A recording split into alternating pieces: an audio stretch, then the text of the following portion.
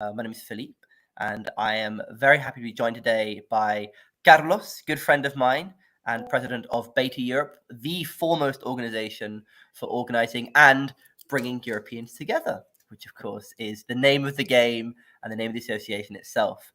Carlos will be discussing today about Model EU, the younger brother of MUNs as well.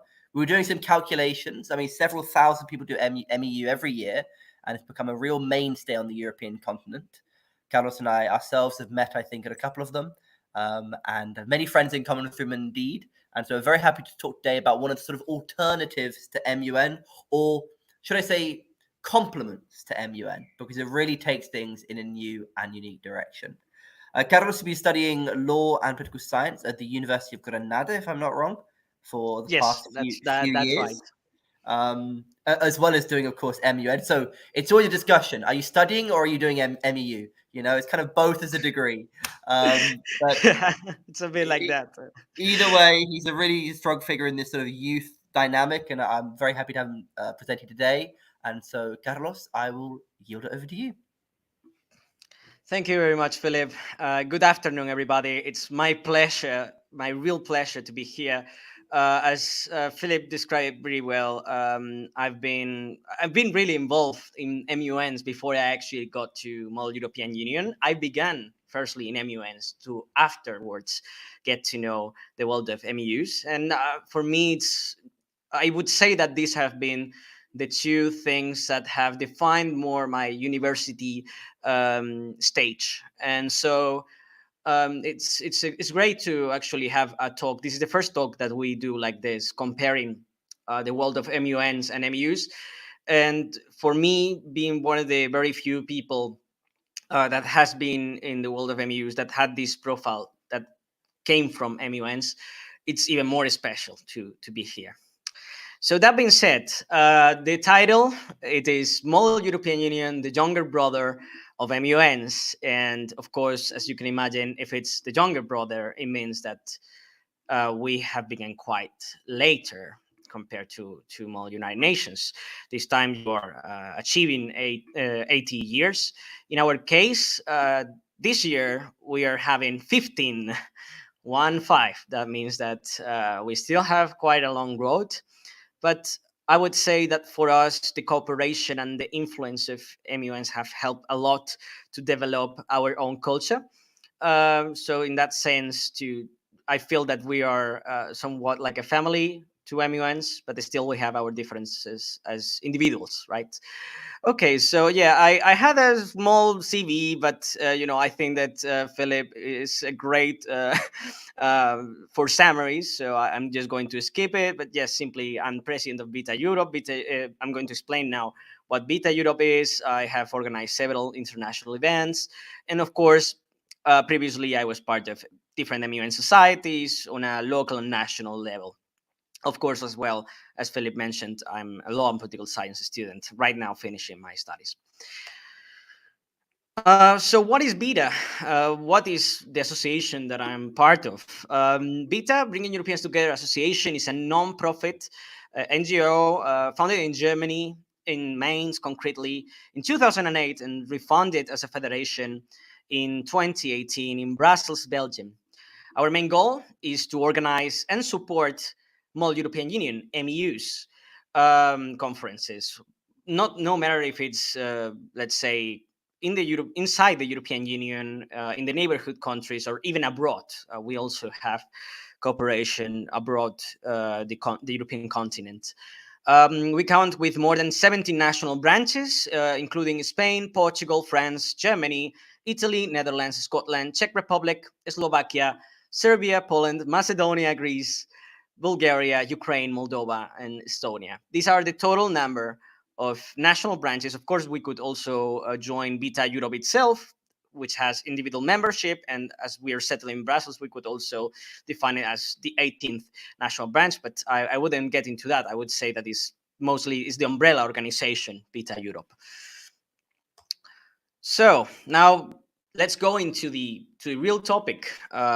What is a Model European Union and what are its roles? So Model European Union is a simulation of the European institutions, as you can imagine. we simulate, generally speaking, the ordinary legislative procedure. So that means the legislative process between the Council of the EU and the European Parliament with the proposals of the European Commission. Of course, that there are other committees that we have simulated, but this is like the most traditional concept of MU. This is the original concept of model European Union. So let's talk a bit about the rules. I guess you can see here all the six pictures that I have shared with you. You can see on the left corner up, you'll see the National Assembly of Portugal, where it was settled, MU Lisbon. This is a pic of the simulation of the European Parliament, which is, I would say, one of the two key roles in this simulation. These are divided by parliamentary groups, and I would say that this is quite different from what would be the standards of a discussion of MUN, because of course we're not talking that much about a political discussion, but more like a it would be more like a political discussion over a diplomatic discussion. But if you see the next picture, the one in the center up, you will find another simulation, which would be the simulation of the Council of the EU, which is more diplomatic. So it looks a bit more like the model UN. This is why I began chairing in the Council of the EU, as I felt more comfortable and I felt more related. For me, the European Parliament at the beginning was a bit too much contrast, sort of. So you see, like the main two roles would be on one side the European, the member of the European Parliament, MEP, and in the other side, the Minister of the Council of the EU. In one side, you're representing a political party from a concrete country, and inside one concrete political group. In the other one, you're representing a government per se. So this can sound you familiar with model UN. Of course, that you will see other types of roles. If you see in the corner up in on the right, you will find the chairs. This is something that, again, is quite similar to model UN, but we have other extra figures which are compulsory in these types of simulations. These are the commissioners. The commissioners are in charge of let's say, presenting the proposal of the directive or regulation of the European Union. And basically, they will have some minutes to introduce a bit the topic and to see if the ministers or the MEPs have any questions. This is something, as you can see, pretty different to what would be the MUN format. Then there is another optional role, which is not that common, which will be the legal advisor. The legal advisor will be in charge of checking any, let's say, the legality of anything that would be proposed by the participants. As you can imagine, chairs, commissioners, and legal advisors are part of the organizing team of any MU, and they will be part of the content team itself. Then in the other side, we can find in the down part, we find on the left the journalists, which is quite a common role as well. They are always moving around between these two chambers. Usually, they take notes, and in the end of each day, we tend to have a press conference in which MEPs and ministers have the chance to answer the questions of the journalists, and the day after, we tend to have a newspaper about what happened during those, let's say, those sessions of the day. Then in the middle, down, you will see the interpreters. This is something that we really feel proud of. Beta counts with plenty of model European Union that has this figure, because we had the chance to have great venues that gave us this opportunity. As a matter of fact, one of the branches, the branch that I let's say I started, which was Beta Spain, was funded by interpreters themselves, because there are very few international events that give this sort of opportunity for interpretation and to practice for those who are studying it. And well, I mean, yeah, basically this would be a bit the summary. I mean, with regards to the languages, it very much depends, of course, of the technicalities and logistics, whether we have more space for 2 languages, 3 languages, etc., etc. And then you see in the bottom, yeah, down in the right, a picture. Actually, I appear there, quite isolated. This would be the role of the lobbyist. I like to put this picture. I think it was quite descriptive, as I think that the lobbyists are the power in the shadow somehow.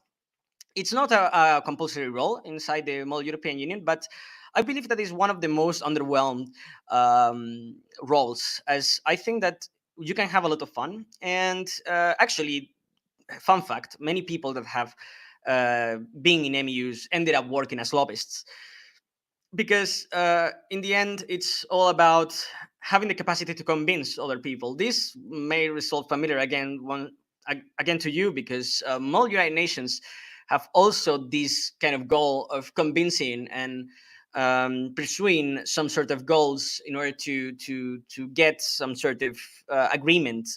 And but in this time when we're talking about lobbyists, the funny thing is that they are not real actors, so they just basically appear there and they propose a few things, and then the politicians in the simulation are the ones who say it. So it's quite interesting role, and I would really recommend it. But yeah, basically this is a bit what would be a model European Union. Of course, that there are some other activities aside from this, that would be the socials or the panel discussions with experts, etc., etc. But this would be a quick overview of everything. Now, let's get into what, well, let's say the main topic of this talk, which is the differences and similarities of model European Union and MUNs. I tried to summarize it in 6 points, but of course there are many ways to classify it.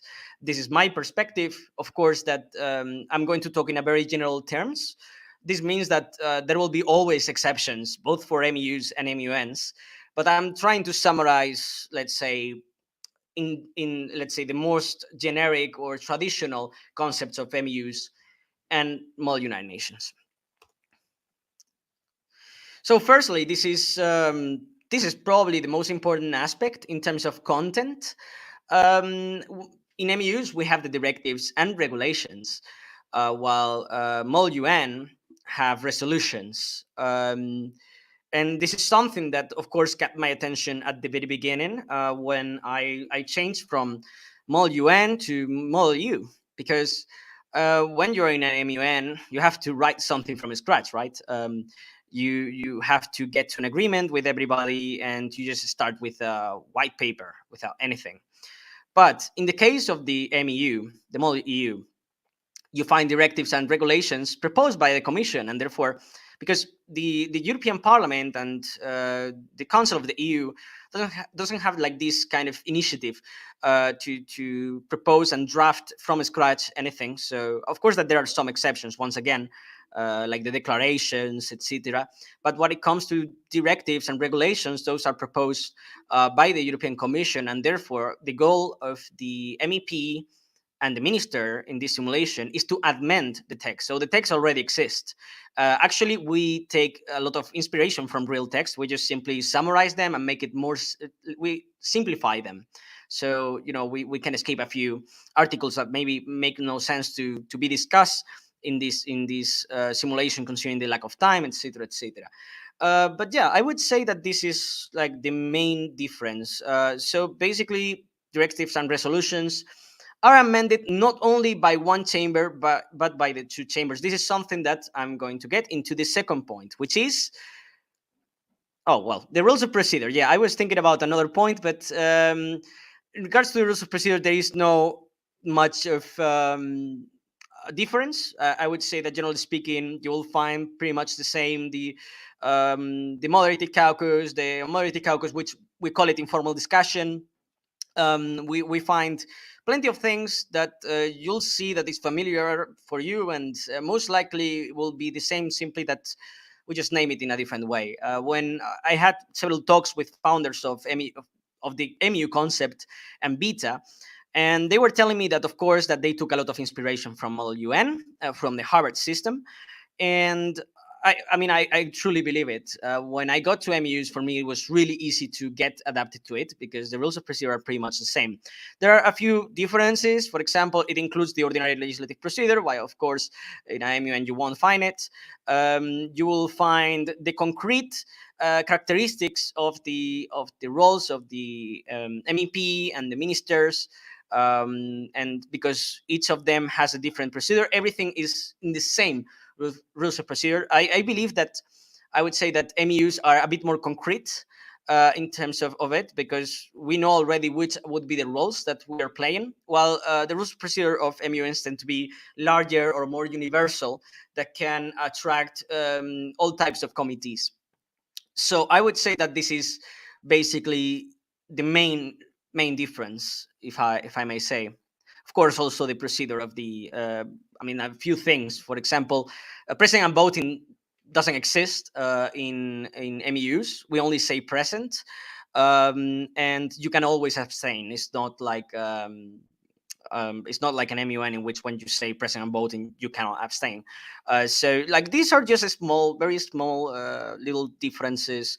So you just have more or less an idea. But as you see, it's very easy for you to adapt to this concept. So yeah, actually, what I wanted to discuss with you guys was precisely the relations between committees and chambers, because yeah, but in MUs, something that is extremely important to consider is that let's say that the Council of the EU and the European Parliament are fully related. That means that whatever happens in the Parliament can impact the Council and vice versa. Actually, we have, let's say, both have to approve both directives or regulations, because we have two topics for the full conference. So while one chamber is discussing one topic, the other one is discussing the topic B, and then it exchange in a way that then we have some sort of a meeting called a trialogue meeting, that is a reunion between some ministers' representatives, MEPs, and as well commissioners, to discuss what are the updates, what has happened in each chamber, and then getting back to their chambers to explain what is going on. Because again, like there is a lot of conversations in between these two chambers, because they need to understand themselves between themselves. Otherwise, the proposal can get just blocked. So, this is a legislative. These are legislative bodies. These are not diplomatic bodies per se. Although I believe that the Council of the EU is kind of in a middle ground. But this is the main reason why they are so connected between them. The committees, generally speaking, in MUNs, again, is generally speaking, they tend to be way more, let's say, independent, and that means basically that they work by their own. This also give, in my opinion, MUNs more flexibility, even more creativity, because, for example, I had a chance to attend to MUN, the MUN of Hamburg in 2019. I was playing European Union, ironically, in the G20. And this was an advanced committee, we had the chance to not have rules of procedure, that we actually decide which were the rules of procedure, which was the agenda, etc., etc. This wouldn't be possible actually in an MEU, because we have very concrete procedures to follow, and everything gets really connected. If we would be working like more independently, we could play with these kind of tools, or to be a bit more creative. So I think that this is actually a good point for MUNs, definitely. Then, in regards to awards and delegations, well, MUNs have it. You know it already. Delegations are pretty something that everybody know. I'm pretty sure that everybody has been in a delegation of your association, your MUN society, and you go all together to another conference, etc., etc. That doesn't happen in MEUs. Generally speaking, our registrations are individual, based on individuals, and yeah, this means that there isn't like that much of a coordination between let's say groups and organizations, right?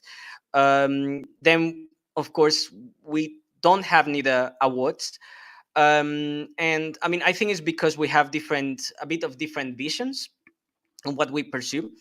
What I really like about MUNs, and this is something that I dedicated a lot of time throughout 2018, 2019, and 2020, was precisely to create a team that was, the best of the best, that could go to big tournaments and try to do our best to give our best version of ourselves in terms of public speaking, in terms of negotiations, etc., etc.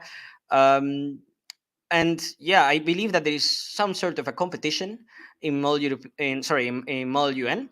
While in MEU, I wouldn't say that there is a competition per se. I mean, there is not a tournament, there is not a jury, there are no awards. There are a few exceptions. Once again, some MEUs, very few MEUs, have these sort of how can I say it? There are some awards, but these are very exceptional cases. Our goal, I mean, the way that we understand it is that we don't want to make any pressure to participants. We don't want to generate any sort of rivalry between people that could have registered, etc. I mean, I understand that it's, I mean, a competition can make the best of you, but at the same time, I think that for our conferences, we prefer this way, so people could be a bit more relaxed and chill. So they enjoy the full night, for example, if they, because I think that there is also a very important part, which are of course the socials. I know, of course, that MOL UN has it, but we wouldn't like to have like this kind of situation in which like people just go away at 9 p.m. And of course that we would like to create these bonds and friendships, which is the main reason why we are called bringing Europeans together. We have like this sort of understanding that we want to create bonds and friendship, and because of that we try always to avoid any sort of potential rivalry between participants.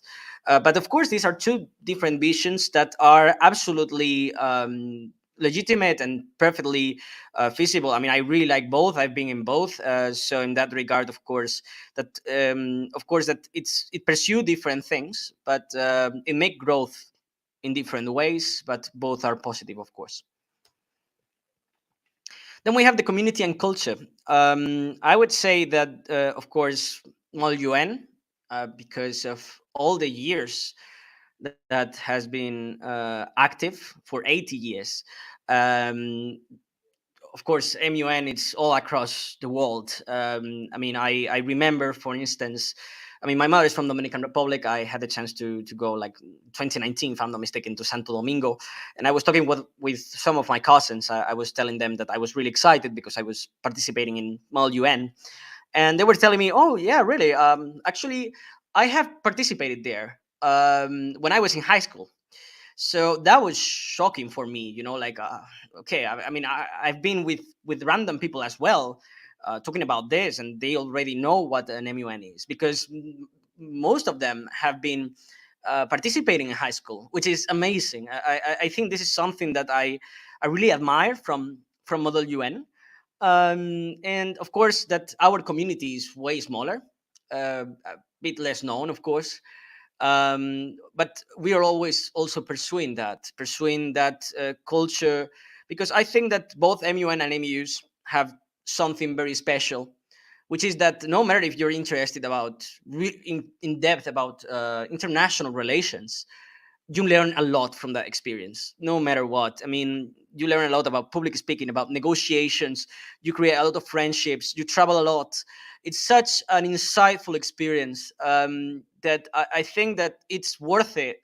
That we make a try always, and we push forward. So um, people, since they are 16, 15 years old, they have the chance to be there. We are actually in MUs, we are beginning with this type of concept, the MU for high schoolers, pretty much in line with MOL UN.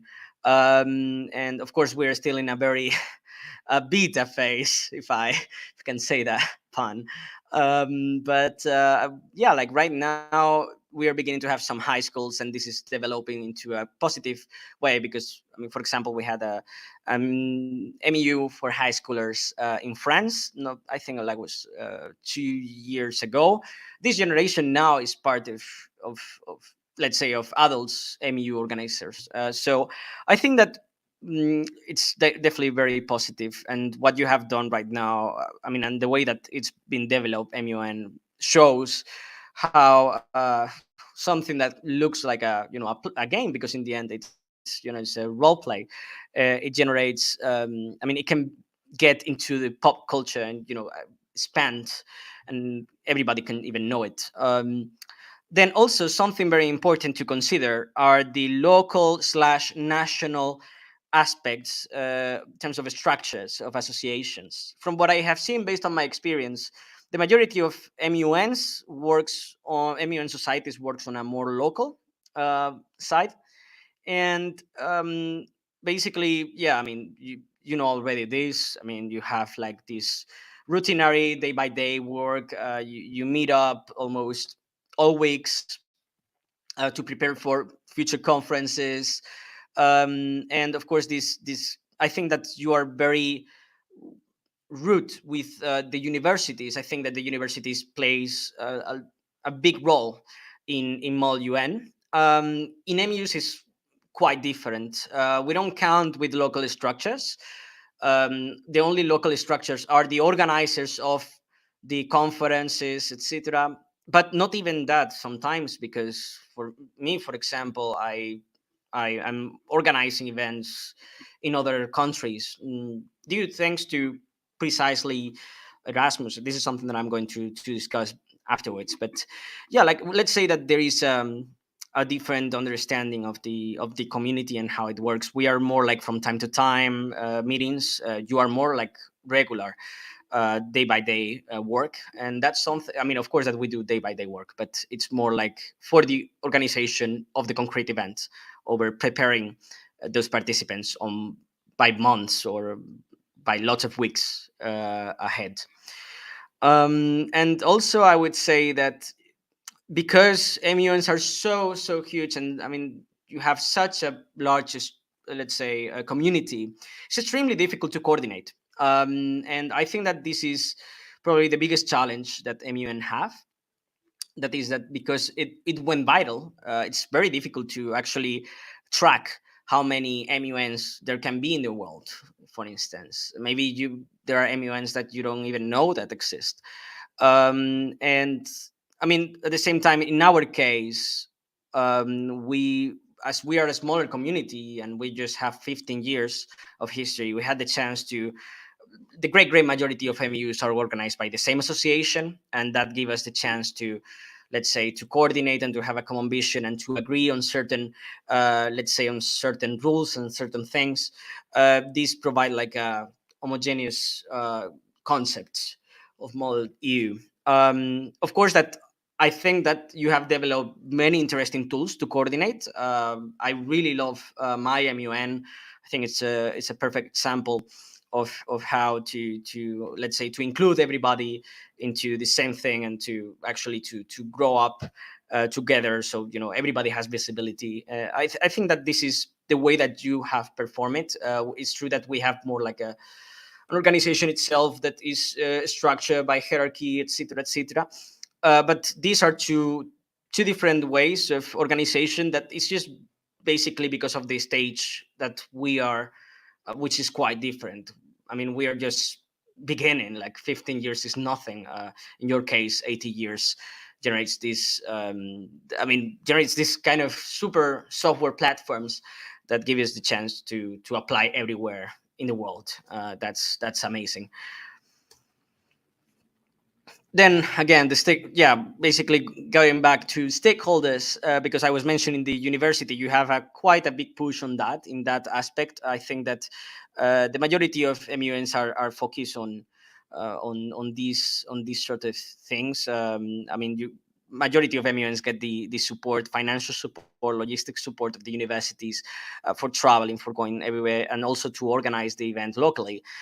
In our case, the majority of our support comes from the Erasmus Plus. As we are national associations, we apply by the national agencies, the youth councils, let's say, the youth institutes of each country, in order to get some financial support. In regards to the venues, it's true that because we are smaller conferences, I mean, there are some MUs that are organized in universities, but the majority are done in real institutions. So some examples can be the City Council of Madrid, the City Council of Milan, the City Council of Porto, and the Regional Assembly of Rome, the National Assembly of France, the National Assembly of Portugal, or the European Parliament itself, like it is the case of MU Strasbourg, which was actually our first small European Union. We believe that, well, because we have like such a, like, let's say we have a smaller community without like this kind of massive events that you may have, like we're talking about thousands of participants maybe in some of your cases. We have the chance to even ask for some rooms in real institutions, which of course give us this great opportunity to experience it by first person. But at the same time, of course, we know that at a certain moment we will have to abandon that idea when, if we become as massive as your movement and your project has become. So again, this is all a matter of stage and timing. So here you can see plenty of MUs. We have MUs all across Europe, all across the continent, and even abroad again. These are just a few examples. As you can see, MU Spain 2023 in Malaga will be in July. We have MU Netherlands that will be in autumn, MU Lisbon that will be in summer. MU Strasbourg is in autumn as well. MU Belgorod, it's going to happen, I think, in a month or so. These are just, again, a few examples. There are way more MUs. Our federation counts with over 25 more European Union, plus, of course, all the partners that we may have that follows more or less the same procedures. And that's all basically. Please, of course, if you have any questions after, I mean, we are going to have to start a Q&A session, but if you still have any question, or you want to join us, or you want to participate in any Mall European Union, please contact us by contact@betaeurope.org, or simply following us in Instagram or Facebook and LinkedIn by Beta Europe. Thank you very much. Thank you very much, Carlos. A quick sort of digital round of applause for that. Spam number one.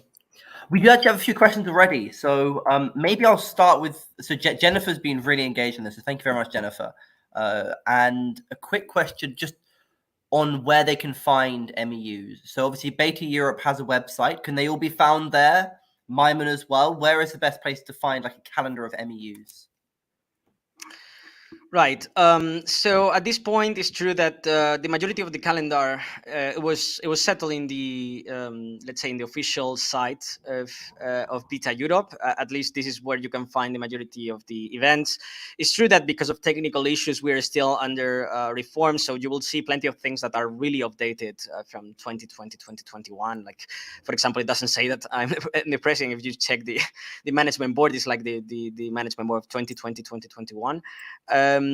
But it is true that, of course, that the majority of the calendar is, we always publish it by the Beta Europe social media. So at all moments, we're always sharing all types of content, stories, etc., from the different pages, because of course each MU has its own page, and so we take a lot of care of sharing every single event that is going on, because again, like, this is what I mean, because we are smaller, because we are younger.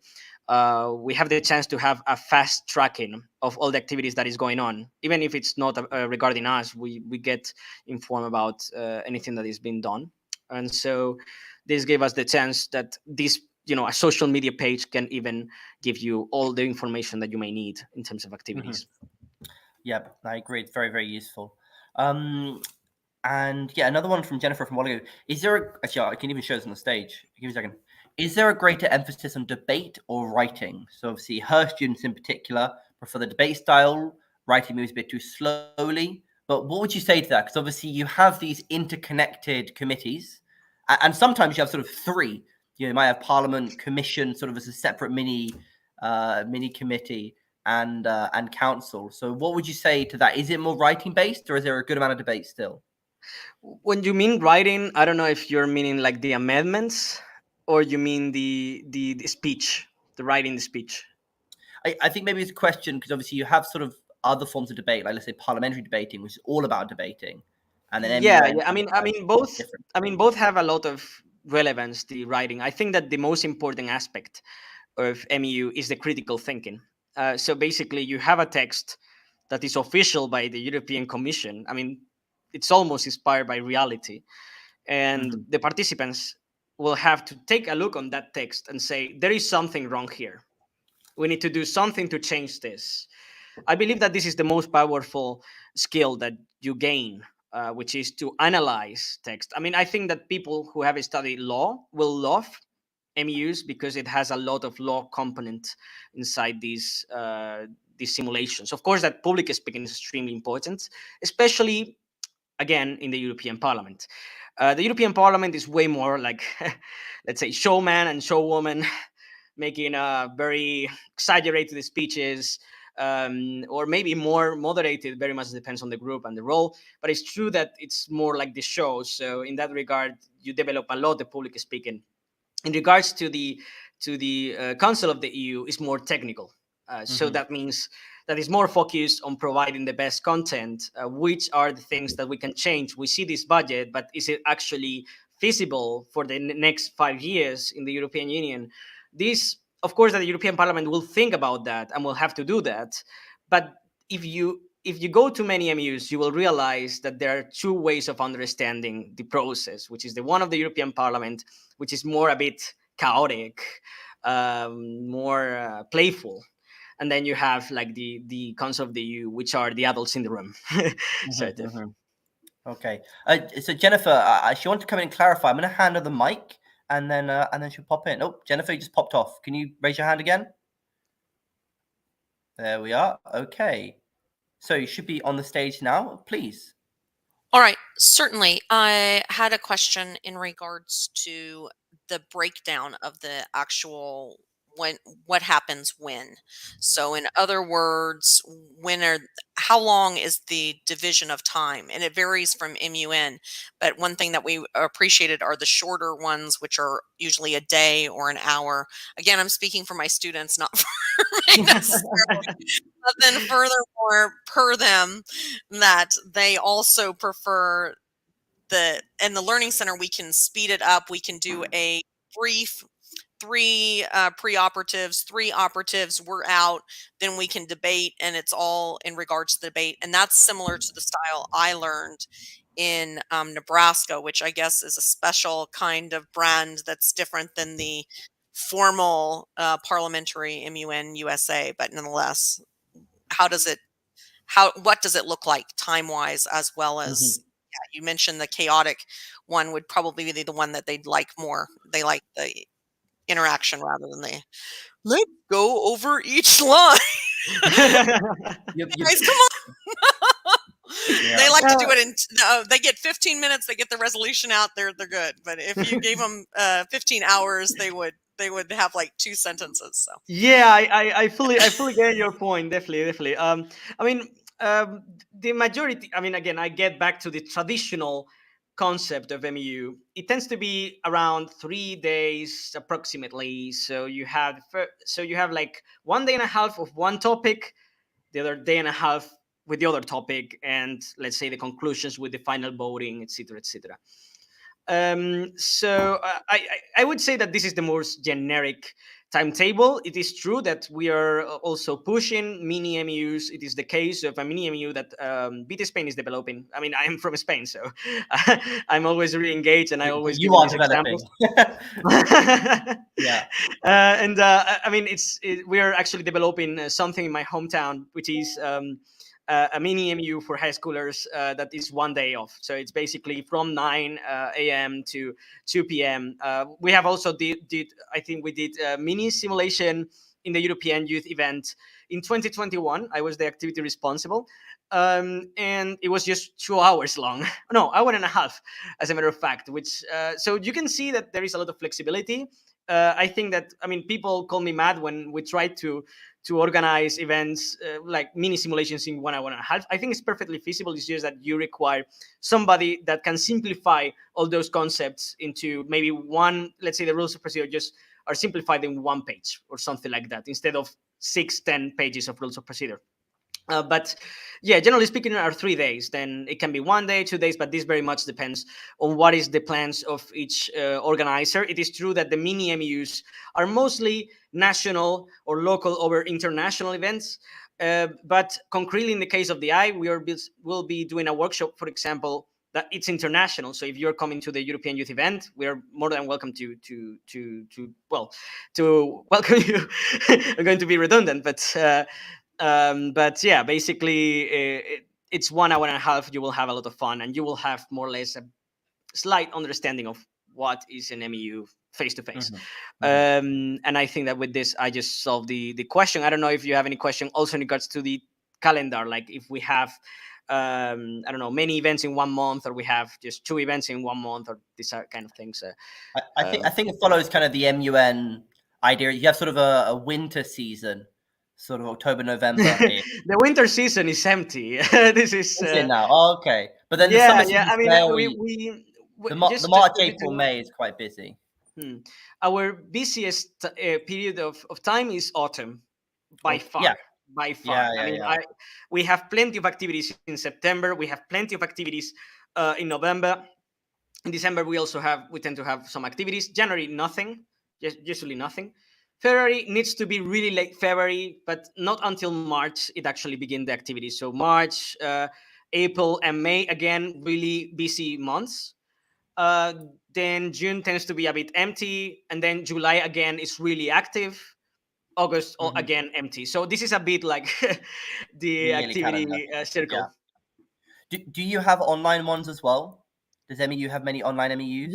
Yes. I mean, of course, that now, because we have turn page of COVID, it's true that people have got a bit more demotivated about MU simulations. But of course, when we faced the COVID pandemic, I was as vice president of Beta Europe, and I thought, well, we need to do something. We cannot just let it go. All what we have been working for years.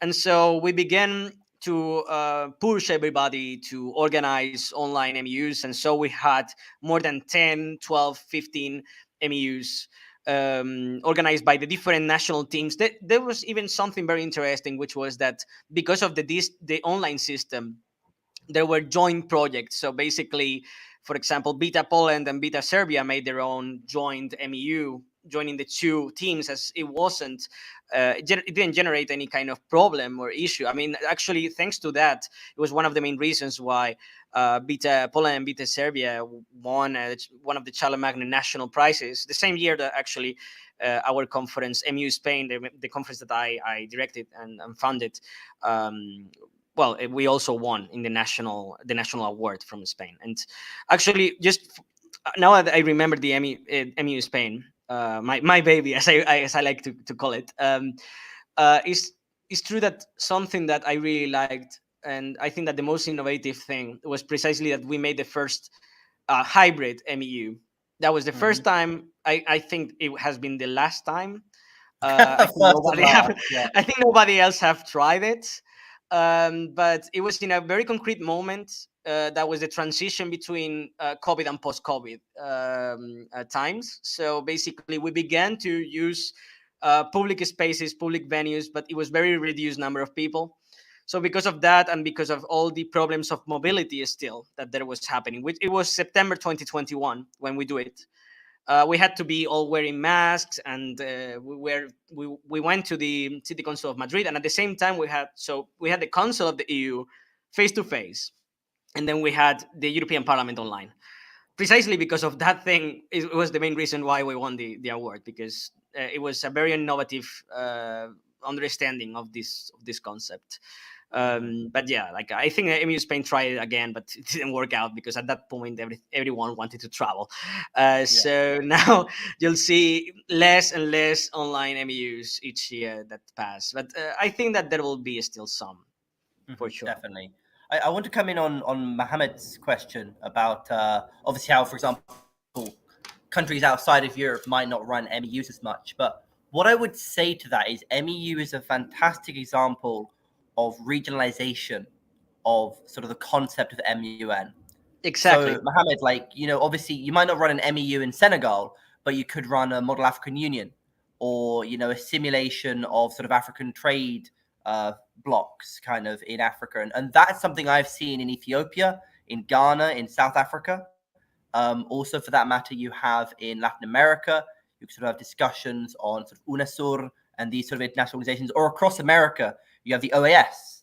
I have in fact done a simulation of the OAS in Oxford, but similarly, you have these sort of regionalizations. I mean, Model ASEAN is very popular, and that's something that, ASEAN itself as an organization has been pushing. So I would say that, yeah, although MEU might not be directly translatable, the way it manages to, I guess, engage the local with the international is really special. And that's something I think everywhere can learn. And indeed, they are learning. I think that, this is MUN might be a more broader idea of how we sort of engage people internationally, but there are definitely many local ways of doing so. And you asked a later question. So go ahead, Carlos. Yeah, I cannot agree more. I think that MU is a perfect example of regionalization of MUNs because in the end, those who founded those who founded MUs were part somehow of the MUN culture. So it's kind of a specialized type of event. That being said, I wanted to go back to something that I mentioned in the middle of the talk, which was basically that we indeed have MUs abroad the European continent, and that's something really interesting. We have, we have partnerships with MUs in Egypt, in Lebanon, in the United States, and in South Korea. These are the four partnerships that we have at the moment, and I think that is really interesting. I would say that the reasons in the case of Egypt and Lebanon, I think it was quite easy to guess. I mean, in the end, they are neighbors of the European Union and the European continent, and so of course that they have like more approach. But you ask yourself, why South Korea, for instance, right? Why there is an MU in South Korea? Well, I got to know who was organizing it. It was a professor that came from Poland. That was living in Seoul, and there is some sort of a degree of European studies, just as we study. Me, for example, as Spanish and European, I study a lot about Middle East and about Africa and about America. There are also studies specialized in South Korea regarding European affairs, and this professor has implemented an MU there. So this is beautiful, in my opinion. You know how this can be export, right? So it's really regional indeed, but it can also give a deep understanding of the European Union if you are from abroad. So you can get specialized on this kind of in affairs of the European Union. Okay, there's another question from Mohammed. I mean, especially on how to organize an MUN, which I think is maybe conducive to other sort of panels in this summit. But if I want to organize an MEU, where do I start, Carlos? Sorry, pardon? If I want to organize an MEU, where do I start? Well, I would say that to organize an MU, firstly, I would say that firstly you should try to contact with different people inside the community of MUs, ask for advice. Actually, something that we have in Beta is a conference called MU Symposium, which is a very interesting type of conference. I don't know if MUNs have as well this type of. Well, actually, this MUNers this actually kind of is that idea. Yeah, it's kind of MU Symposium for us because you are talking about how to get more participants, how to do this, how to get this platform work. This is exactly what we do in MU Symposium. So the last MU Symposium was in Prague, 2022. It was sponsored by Erasmus Plus, so that means that everybody got covered their trips. And this gave the chance to many people that had no idea how to organize an MU, that maybe they just went as participants, they liked it, and they said, but how can I do this? For 4 days, they understood how it worked, based on finances, based on budget, based on legal affairs as well, because you need to constitute an association most likely, as well as content-wise, participants coordination, interpretation, coordination. I mean, there are so many speeches and so many talks in our conference. Actually, if you are interested, Beta Europe has uploaded in our official YouTube website, let's say the recordings of MU Symposium 2020, which was organized online. And this was actually, I think that there is also some recordings from 2019 or 2018. So if you're really interested to organize MUs, just go and check the Vita Europe YouTube page, which you will find plenty of content regarding how to organize MU conferences. Okay, fantastic. So I think that's all the questions that were currently addressed on the chat, and thank you for the really fantastic engagement there. We still got about another 10 minutes, so I think there's still a few things to discuss. Maybe Carlos, speak a little bit to your experience, especially with MU Spain. What were some of the early difficulties you found establishing the MEU of Fresh? Because obviously it was quite a new initiative, one they're quite proud of. What were some of the hurdles, and what kind of kept you going? Well, I would say that probably MU Spain was the hardest and most challenging MU that I have tried to organize in my full life, and I have done plenty. So I would say that firstly, I mean, this idea brought to my mind in 2019. After I went to MU Lisbon in the National Assembly, I got amazed by the organization. I was like, wow, something in a big institution, something that is ambitious, something that gets big speakers, like it was the vice president of the European Commission that went to, one of the vice presidents of the commission that went to MU Lisbon. I said, I want something like this in Spain, for sure. So I began with that process in 2019. I began to contact the Congress of Deputies, and also I contacted the City Hall, but then something happened called COVID. And in that moment, it begins the real challenge. I remember how many people I think it was in April 2020, they were telling me, should we cancel it, Carlos? I was like, no, we're not going to cancel it. We're going to move on. And we were working throughout all the days of lockdown because we had more free time, everybody. So we began to call we began to contact nightclubs. Who would be calling nightclubs in the middle of a lockdown? Nobody. So we took that advantage and we began to look for places and say, oh, and which is the average? We know that everything is closed, but which are the? And we began to recollect a lot of information. And by 2021, after, I mean, we had to cancel it. That was I think it was in September 2020 when we decided to cancel it and move it to the year after. For me, it was one of the hardest decisions I had to take because I was very keen on doing it on 2020, but unfortunately, due to health reasons, it was impossible. And I wasn't going to do it online because my dream was doing it in Madrid concretely. It was one of my dreams. So in the end, in 2021, we managed to do it. We counted with a lot of sponsors, a lot of partners, and it was thanks precisely to that work that we did throughout the lockdown, all those interviews that we had with institutional representatives, because they were, let's say, in their houses, and so they had more flexibility in that regard. I think that it was, we took the situation and we just turned it in our benefit, because this gave us the chance to have to ask to people that, usually speaking, wouldn't have the time to be attending. Mm-hmm, mm-hmm.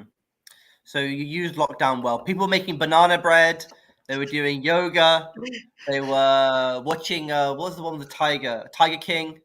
But for you, it was all about MEU Spain. Yeah, exactly. That makes a lot of sense. Okay, fantastic.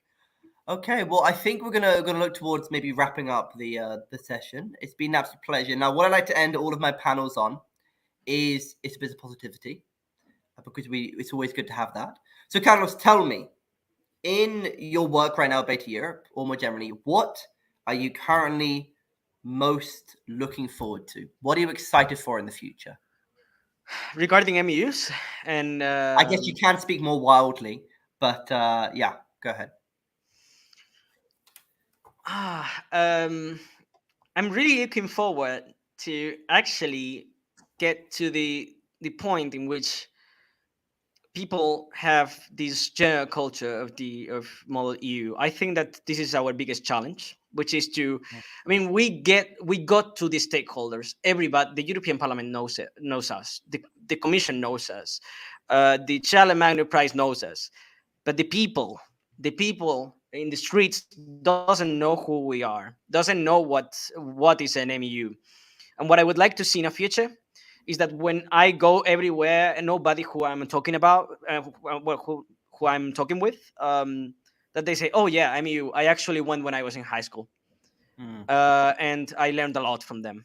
I just want like this thing that you guys have achieved for us is an engine of motivation and inspiration. This is why I say that we are brothers, because we follow the same path. It's simply that we are just a little bit younger, and we're learning from you guys. So in that regard, we're doing our best. And I think that platforms like my MUN are a real achievement that I have been always dreaming to get to that point sooner or later for MUs. If you like informatic engineering, just contact me. Well, Maybe we can do something. You could talk to Jonas about creating a sister site called My MU. Yeah. I thought about my MU as well. So we have. I'm sure they would happily set up a sister site. Maybe get in touch with them. I'm not sure if they're watching. I know that Alex is coming on later. Maybe we'll mention it then. But yeah, okay. Well, thank you very much, Carlos. Thank you very much, Beta Europe. Thank you very much, everyone watching both here and on the live streams. I know there are some of you there too. This is recorded, so please make sure to share it wildly. We will now have a break, but otherwise look forward very much to seeing you in half an hour for the rest of the MUNers Cross Borders 2023 Summit.